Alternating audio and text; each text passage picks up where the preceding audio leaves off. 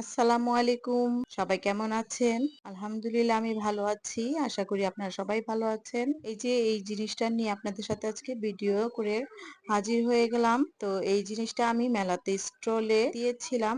অনেকে হয়তোবা আগেই দেখেছেন। আমার পলিমিনি ফ্যাশন ডিজাইনার পেজটার মধ্যে আমি স্টলে এটা উঠিয়েছিলাম। তো এই জিনিসটা আমার অনেকদিন ধরে কেনার ইচ্ছা ছিল।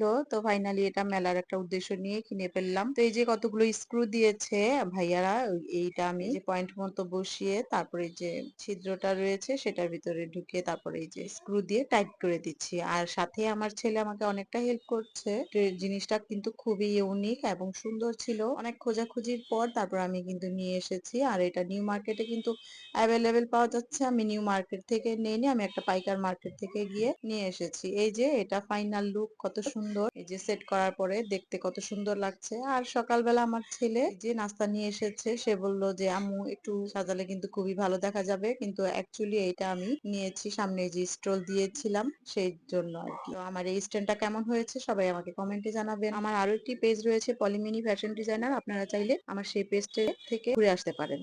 আজকের মতো এখানেই রাখছি। আল্লাহ হাফেজ।